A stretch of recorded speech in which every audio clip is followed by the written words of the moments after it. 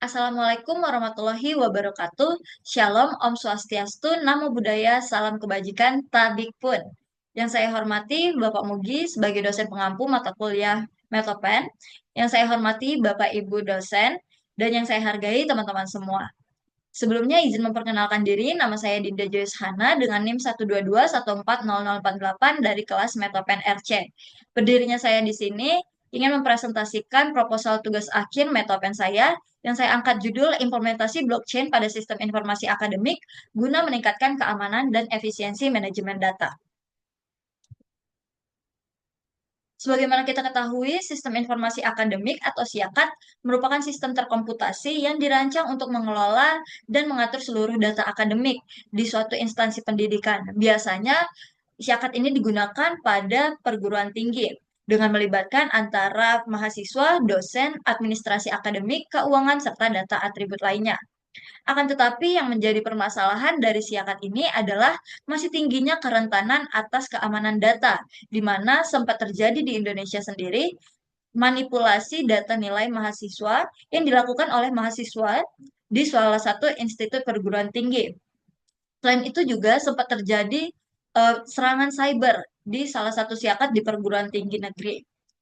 Kemudian permasalahan lainnya adalah Siakat ini melibatkan sistem keuangan, akan tetapi masih kurang optimalnya integrasi antara sistem keuangan dengan sistem akademik. Maka dari itu, saya mengidentifikasi masalah berdasarkan latar belakang yang saya sebutkan, adanya pemalsuan dan pencurian data yang merusak integrasi sistem, kemudian masih adanya serangan cyber seperti ransomware, dan tingkat keamanan yang lemah. Kemudian ada juga permasalahan mengenai kesulitan dalam mengintegrasi sistem akademik dan sistem keuangan. Maka dari itu, berdasarkan latar belakang dan juga identifikasi masalah, saya mengangkat judul penelitian ini yaitu implementasi blockchain guna meningkatkan keamanan pada siakat guna meningkatkan keamanan dan efisiensi manajemen data dengan rumusan masalah di mana implementasi blockchain pada sistem informasi akademik untuk mengatasi permasalahan kerentanan data di suatu instansi pendidikan. Kemudian bagaimana implementasi blockchain pada sistem informasi akademik guna mengintegrasikan sistem layanan lainnya seperti keuangan dan verifikasi berkas. Yang ketiga adalah bagaimana menguji efektivitas dari implementasi blockchain itu sendiri guna meningkatkan keamanan dan efisiensi manajemen data pada sistem informasi yang dikembangkan.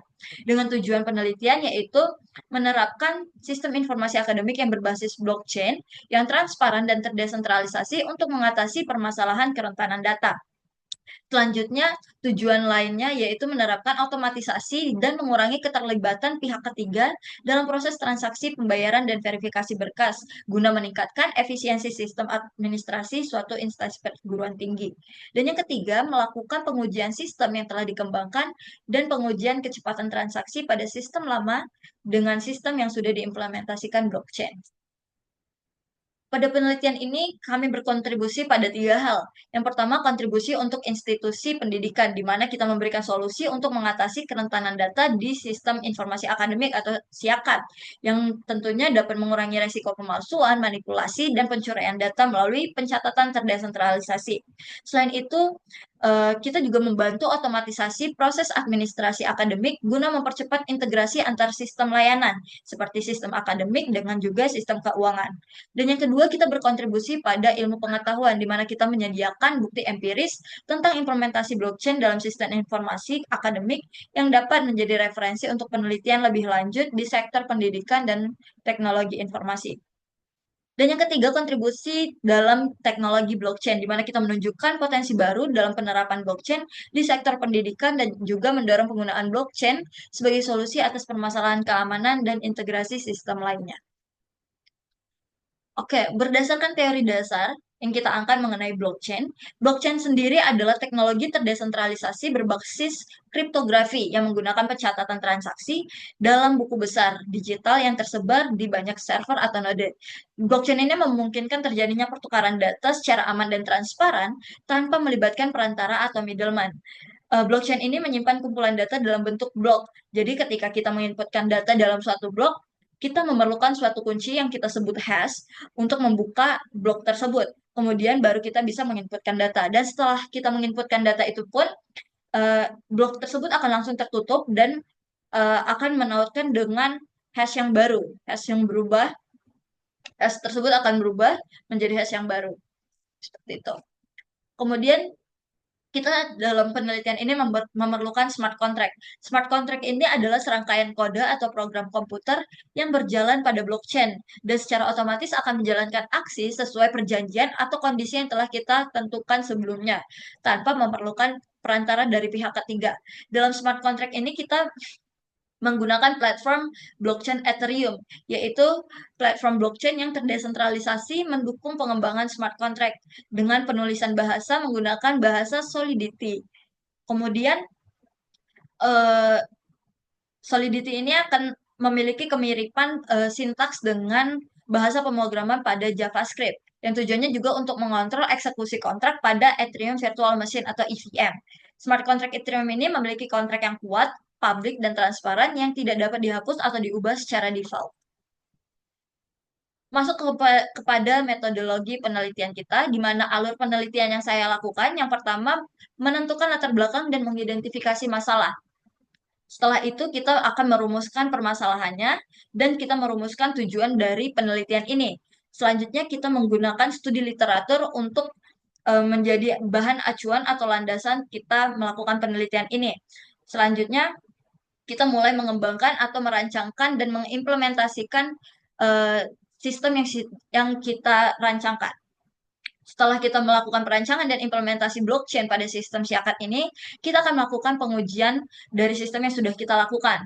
Setelah melakukan pengujian, kita akan membuat hasil akhirnya, yaitu hasil dan pembahasan. Setelah kita menuliskan hasil dan pembahasan pada laporan, maka proses penelitian ini telah selesai. Alur model penelitian yang kita lakukan, yang pertama kita melakukan pengumpulan data dengan cara observasi dan studi literatur. Pada observasi sistem ini, kita melakukan pengamatan langsung berdasarkan sistem siakat yang sudah ada saat ini di Indonesia. Kemudian yang kita lihat itu berdasarkan bagaimana proses data akademik dimasukkan, diinputkan, bagaimana proses integrasi antara sistem layanan akademik dengan sistem keuangan, dan lain-lainnya. Kemudian kita juga menggunakan studi literatur sebagai bahan acuan atau bahan landasan untuk mendapatkan pemahaman lebih dalam mengenai sistem yang akan kita kembangkan.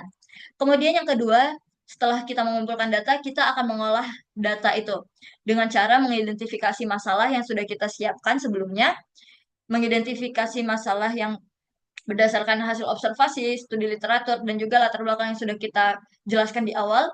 Kemudian setelah kita mengidentifikasi masalah, kita akan memetakan kebutuhan untuk sistem baru yang akan kita kembangkan.